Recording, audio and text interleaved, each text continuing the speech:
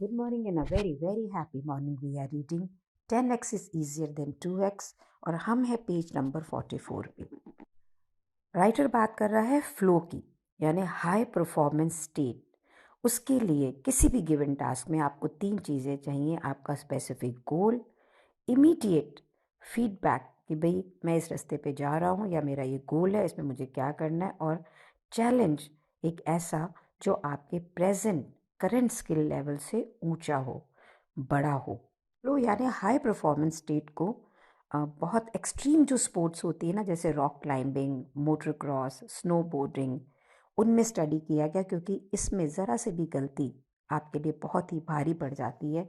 उसके बाद में भी जो एथलीट्स होते हैं वो अपने आप को बियॉन्ड बाउंड्रीज पुश करते हैं। जिस चीज़ों को पहले पॉसिबल ही नहीं समझा जाता था उसे परफॉर्म करते हैं। कहने का मतलब ये कि जैसे हमने स्ट्रीम लॉजिस्टिक्स का पढ़ा कि 2 साल के अंदर, 2.5 साल के अंदर वो एक बिल्कुल डिफरेंट कंपनी बन गई कि उन्होंने पुश किया। जैसे हमने माइकल एंजेलो की लाइफ को स्टडी किया और ये देखा कि जब उसने हरक्यूलिस का स्टैचू बनाया और बाद में जो उसके स्टैचूज थे, दे वर 2 डिफरेंट मतलब works, he was a different person. उसके आगे ग्रोथ के साथ में उसका फोकस, क्वालिटी, डेप्थ, ये सब इंक्रीज हो चुका था। जो हमने कार्सन के बारे में अभी स्टडी किया था, वहाँ पे अब क्योंकि वो इम्पॉसिबल गोल्स को लेके 10x ग्रोथ की तरफ चल रहे हैं, तो इनोवेशन उनकी कंपनी में हर जगह हो रही है। वो बराबर इस चीज़ को सीख रहे हैं कि उनके क्लाइंट्स को क्या चीज़ चाहिए और इन्वेस्ट कर रहे हैं नए नए तरीके में, ताकि वो यूनिक और top of the line services provide कर सकें। याद रखें कि 10x ग्रोथ यानी 10 गुना ग्रोथ चीज़ों को सिंप्लीफाई करती है, क्लियर रास्ता दिखाती है, जिसमें कि 2x ग्रोथ जो होती है वो एक कॉम्प्लेक्स और थोड़ा मडल्ड होता है। भैया ये कर लूँ, ये कर लूँ, अच्छा थोड़ा सा ये कर लूँ, अच्छा वो कर लूँ, इसमें उलझे रह जाते हैं।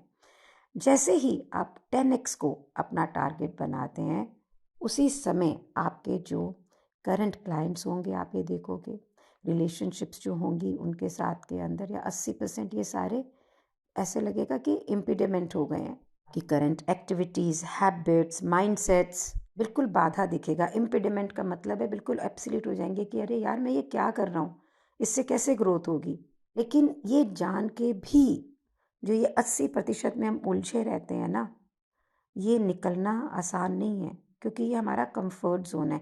हमें ये मेहनत करने में अच्छा लगता है। मेरे कोच हमेशा मुझे कहते हैं, शालिनी तुम्हें आदत हो गई है इतना काम करने के लिए, अगर ये नहीं करोगी तो भी एक ब्रेक थ्रू है। Means if I can sit quietly for an hour, तो वो भी एक मेरे लिए ब्रेक थ्रू है, क्योंकि 80% ऑफ द टाइम मैं कुछ ना कुछ करती रहती हूँ। ऐसा पता है क्यों है? वो लिख रहा है पेज नंबर 45 पे कि आपको ये 2x ग्रोथ है ना, जो कंफर्ट जोन में रखती है। थोड़े से यहाँ एडजस्टमेंट कर लिया, थोड़ा वहाँ काम कर लिया, थोड़ा ये प्रोग्रेस कर ली, and you feel good about it. और अगर हमने इसमें से बाहर निकलने की सोची तो इस तरह से हो जाएगा कि जैसे जिसको आप बड़ा कुछ प्यार करते हैं ना, उसको आप बिल्कुल छोड़ के निकल रहे हैं वहाँ से। Jim Collins good to great में क्या लिखते हैं? माई लाइफ इज़ गुड, ये एक एनिमी है एक ग्रेट लाइफ का। तो गुड टू जो कंपनी ग्रेट हो गई, एक ओके कंपनी से, एक अच्छी कंपनी से महान कंपनी बन गई, उन्होंने प्रिंसिपली, सिद्धांत में सिर्फ ये नहीं देखा कि मुझे क्या करना है, उन्होंने ये देखा कि मुझे क्या नहीं करना है। बहुत ही एक्सट्रीम एग्जाम्पल है यहाँ पे कि अगर आपकी बाजू में कैंसर है तो आपको बहुत हिम्मत चाहिए कि उस आर्म को आप कट ऑफ कर सकें। जैसे ही आप अपने 10x जंप को डिफाइन कर लोगे ना, उसी वक्त आपको ये पता लग जाएगा कि मेरा कौन सा 20% ज़रूरी है और कौन सा 80% ऐसा है जिसको आपको एलिमिनेट करना है, ख़त्म करना है। और जैसे आप उस प्रोसेस में जाएंगे, आपकी 10 गुना ग्रोथ जो है ना, ये बिल्कुल ऑर्गेनिक हो जाएगी और एक्सकेलरेट करेगी। मीन्स तेज़ी से आगे आप जाओगे।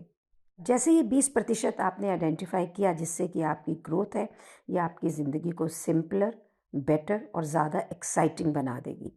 तो आपको अभी इस समय ये डिस्टिंग्विश करना है कि आपका कौन सा ऐसा 20% बिजनेस के अंदर या जो भी लाइफ के एरिया में आप ग्रोथ चाहते हैं वो है, जो जिस पे अगर आप पूर्ण रूप से काम कर लें तो आपका जो 10x प्रोग्रेस है वो ज़्यादा वैल्यूएबल हो जाएगी और इम्पैक्टफुल हो जाएगी। यानी कौन से 20% पे आप काम करेंगे कि आपकी 10 गुना ग्रोथ हो जाए। ऐसी कौन सी चीज़ें आप करते हैं ऐसे कौन से कुछ लोगों के साथ आप काम करते हैं जिससे कि आपको सक्सेस मिलती है और एक्साइटमेंट मिलती है, और कौन सा ऐसा 80% काम है जो आपको सारा दिन काम में उलझाए रखता है, डिस्ट्रैक्ट करता है और आपके फ्यूचर जंप को रोकता है। पेज नंबर 46 का टाइटल है, किस प्रकार से हम कंटिन्यूसली बारंबार 10 गुना प्रोग्रेस करें और एक्सपोनेंशियल फ्रीडम को क्रिएट करें। डैन सुलिवन कहते हैं कि 2x उद्देश्य, यानी कि सिर्फ 2 गुना करने का उद्देश्य को आप वही चीज़ों को बार बार करेंगे जो आप अभी कर रहे हैं, सिर्फ उससे थोड़ी ज़्यादा करेंगे। लेकिन 10x गोल जो है ये आपको इन सब चीज़ों से बाहर निकालता है। 10x रिक्वायर करता है एकदम डिफरेंट तरीके से काम करना, और यहाँ पे स्ट्रेस नहीं होगा और यहाँ पे एप्लीकेशन नहीं होगा 2x गोल्स का। यहाँ पे किसका एक बहुत ही खूबसूरत एग्जाम्पल दे रहा है। 1983 में यहाँ पे एक कपल हैं, लिंडा और हस्बैंड है जिमी। जिमी ने 10 साल तक एक रेस्टोरेंट बिजनेस में काम किया और अब उसे ये लग रहा था कि मैं अपना रेस्टोरेंट खोल सकता हूँ। उसने उसने $600,000 का उसमें नुकसान खाया। कहाँ पे वो पैसे कमाना चला था, कहाँ पे वो कर्जे के अंदर डूब गया। लिंडा जो थी वो अपनी अर्ली 20s में थी, उनका कोई बिजनेस बैकग्राउंड नहीं था। उसको तो ये भी नहीं पता था कि इकोनॉमी होती क्या है। उसको सिर्फ ये पता था कि जो उसका हस्बैंड है वो एक बहुत ही बड़े फाइनेंशियल क्राइसिस के अंदर, एक बहुत ही बुरी सिचुएशन में है। जिमी को डर लगता था रात को सोने में भी, क्योंकि बैंकर्स उसको सुबह फ़ोन करते थे। वो कहता था कि मॉर्निंग तो बहुत जल्दी हो जाती है। लेकिन वो लिंडा से ईमानदार था। उसने लिंडा को बोला कि मुझे आपकी मदद की ज़रूरत है, अपनी पत्नी को बोला। लिंडा ने बोला कि भाई मैं एक हार्ड वर्कर हूँ लेकिन मेरे को तो कुछ भी नहीं आता करना। ने लिंडा को बोला कि किसी ने बताया था कि रियल एस्टेट के अंदर बहुत पैसा होता है। लिंडा ने कभी भी अपना घर नहीं देखा था, जो कभी भी अपने ओन्ड घर में नहीं रही थी। उसने पूछा, मुझे तो ये रियल एस्टेट के बारे में कुछ भी नहीं पता है, मैं कैसे काम करूँगा। तो जिमी ने उसको बोला कि तुम कुछ सीख सकती हो कॉलेज के अंदर, उसमें पढ़ाई कर सकती हो, टेस्ट ले सकती हो, फिर आपको लाइसेंस मिल जाएगा। This is what Linda did. Initial पहले साल के अंदर लिंडा को कोई भी बहुत ज़्यादा प्रोग्रेस नहीं मिली, लेकिन फिर लिंडा ने 1988 के अंदर कुछ रियल एस्टेट सेमिनार्स देखे। उसमें उसने ये देखा कि जो लोग रियल एस्टेट के काम करते थे उनके भी अपने असिस्टेंट होते थे। वो हैरान थी क्योंकि उसके शहर में ऐसा कभी नहीं होता था। जो भी ये रियल एस्टेट का काम करते थे खुद ही कर रहे थे। उसने अपने लिए एक असिस्टेंट रखा। उसे ये नहीं पता था कि वो उसकी $350 की सैलरी कैसे देगी। लेकिन जैसे ही उसने असिस्टेंट रखा, लिंडा को लगा कि अरे मैं कितनी फ्री हो गई हूँ। अब उसको डिटेल काम नहीं करना पड़ता था, जिसको वो बहुत नफरत भी करती थी। ये सारा पेपर वर्क उसकी असिस्टेंट देखती थी, लॉजिस्टिक्स, शेड्यूलिंग। लिंडा ने अपने आप को फ्री किया बहुत सारे कामों से। वो सारे 80% काम जो उसको एक थी उसकी एनर्जी को बिल्कुल ड्रेन कर रहे थे, वो उसमें से बाहर निकली। वो सब असिस्टेंट करने लग गई, और जो 20% काम उसको रियल के अंदर बिजनेस दे रहा था उसने वो करना शुरू किया। जैसे ही उसके वो काम जो उसको करना पसंद नहीं था वो सब असिस्टेंट करने लग गई। अब उसके अंदर ज़्यादा एक्साइटमेंट थी, अब वो बहुत कमिटेड थी। अब वो उन लोगों के साथ काम कर रही थी जो रियल में बाय करना चाह रहे थे घर। असिस्टेंट को सैलरी भी देनी थी, तो अब ये सोच रही थी कि मैं कॉन्फिडेंटली अपनी असिस्टेंट को कैसे पे करूँगी। कि necessity is the mother of invention. कभी भी चीज़ की आपको किसी को ज़रूरत होती है तो सप्लाई आई जाती है ना। जब आपका वाई बहुत स्ट्रांग होता है ना तो आप हाउ खोज ही लेते हो, है ना, कि कैसे करूँगी वो खोज लेते हो ना। डैन सुलिवन रेगुलरली कहते हैं कुछ भी नहीं होता है अगर आप कमिट नहीं करते हैं। जब आप जैसे कमिट करते हैं ना वैसे ही चीज़ें होने लग जाती हैं। जैसे आप साइकोलॉजिकली मन में ये ठान लेते हैं कि मुझे फाइंड करने हैं, क्रिएट करने हैं सॉल्यूशंस, मुझे पाथवे डिस्कवर करना है हायर प्रोडक्टिविटी के लिए, वहीं पे आप आते हैं पॉइंट ऑफ नो रिटर्न में। डैन लिखते हैं कि जैसे ही कोई भी व्यक्ति एक पॉइंट ऑफ नो रिटर्न की धारणा पे आ जाता है ना, ये एक मोमेंट होता है जहाँ पे कमिटमेंट आती है, और ऐसा जनरली फाइनेंशियल इन्वेस्टमेंट के साथ में ज़्यादा होता है। वो कहते हैं जो लोग फाइनेंशियली इन्वेस्टमेंट करते हैं उनका फोकस, उनकी मोटिवेशन, उनकी इनसाइट बिल्कुल स्काई रॉकेट कर जाती है। वो कहते हैं एक एंटरप्रेन्योर को जिसने मैंने इंटरव्यू किया उसने बोला, it's like I become a Neo in the Matrix and can dodge bullets, कि कोई भी गोलियां भी आ रही हैं मुझसे निकल जाऊंगा और मैं बिल्कुल आगे बढ़ता चला जाऊंगा। जो रिसर्च के होप आशा पे भी जो रिसर्च हुई उसके अंदर भी जो कि इस चैप्टर में पहले बोला गया था कि वो भी एक पाथवे थिंकिंग पर है। मीनिंग जो लोग हाईली होपफुल होते हैं अपनी ज़िंदगी के लिए, वो कंटिन्यूअसली अपने रास्ते को एडजस्ट करते हैं जब तक कि वो अल्टीमेटली ये नहीं खोज लें कि उनके उद्देश्य के लिए उनको कौन सा रास्ता लेके जाएगा। कितने भी घचर पचर सर्कमस्टेंसेस क्यों ना हो, तो भी वो लगे रहेंगे उस रास्ते के ऊपर। एंड आशावादी लोग, ऑप्टिमिस्टिक लोग हमेशा अपना रास्ता खोज ही लेते हैं। इसी तरह से लिंडा, उसने जब अपने असिस्टेंट को हायर किया तो उसको बूस्ट मिला अपनी खुद की कमिटमेंट के लिए। अब उसका माइंड और टाइम फ्री था कि वो फोकस कर सकती उस 20% के ऊपर जो उसको एक्साइट भी करता था और जो उसको ग्रोथ भी देगा। वो रिलीव्ड थी। जो डिसीजन फटीग नहीं होता, ये भी करना है वो करता है, उससे भी वो बिल्कुल अब शांत थी। ये फटीग पता है क्यों होता है? जब हम बहुत तरह के काम कर रहे थे, एक चढ़ा दूसरे लिया, मैं इतनी फटीग थी, कभी डिज़ाइन कर रही थी, कभी मार्केटिंग कर रही थी, कभी कॉल कर रही थी, कभी कंटेंट बना रही थी, कभी क्लास ले रही थी। मैंने जैसे ही पहले ये बुक पढ़ी, be your future self now and now this, already मैंने पिछले लास्ट वीक में इस बुक को पढ़ते पढ़ते 3 लोगों को हायर किया है and I am quite free right now. मुझे उन्हें ट्रेन करना पड़ रहा है, पर मुझे पता है जिस समय वो मुझे प्रोडक्शन देंगे चीज़ों की, it would be great and I will be more free.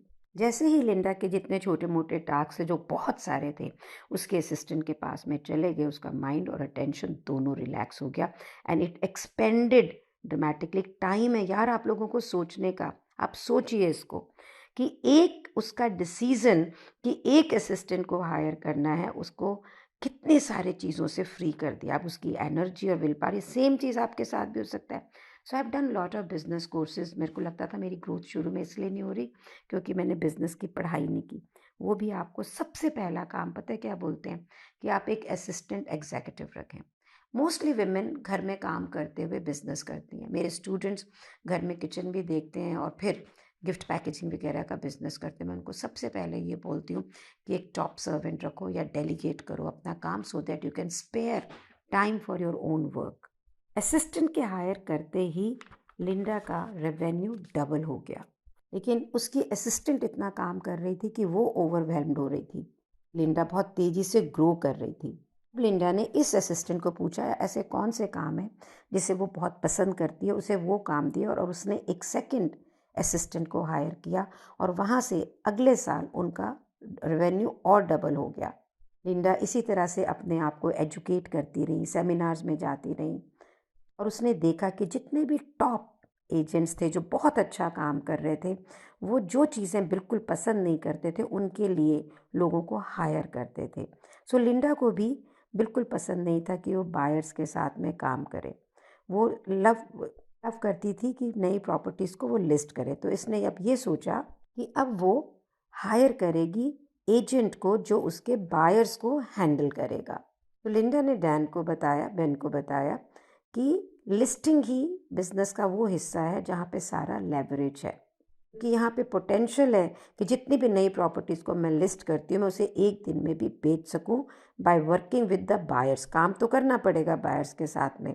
तो अगर मैं कर रही हूँ तो मैं सिर्फ एक सेल एक बार में कर सकती हूँ, लेकिन अगर मैं टॉप लिस्टिंग एजेंट बन जाऊँ तो मुझे यहाँ पे बहुत लेवरेज मिलेगा। अब उसने हायर किया बायर्स एजेंट्स को और उसने अपना जितना भी काम था बायर्स के साथ में उनको दे दिया और उनसे कमीशन को 50-50 स्प्लिट कर लिया। ये लिंडा के लिए बहुत ही बड़ा रिलीफ का कारण बना क्योंकि बायर्स के साथ काम करने में एक बहुत बड़ा दिन का हिस्सा निकल जाता था और बायर्स एजेंट को हायर करने से अब लिंडा बिल्कुल मतलब काफ़ी घंटों के लिए हर रोज़ फ्री हो गई। ये उसकी ज़िंदगी में एक बहुत बड़ा जंप था।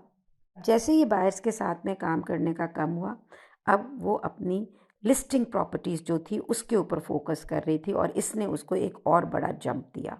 Better properties, better listing, better position properties. अब उसका बिजनेस इतना ग्रो कर गया कि उसने और बायर एजेंट लिए।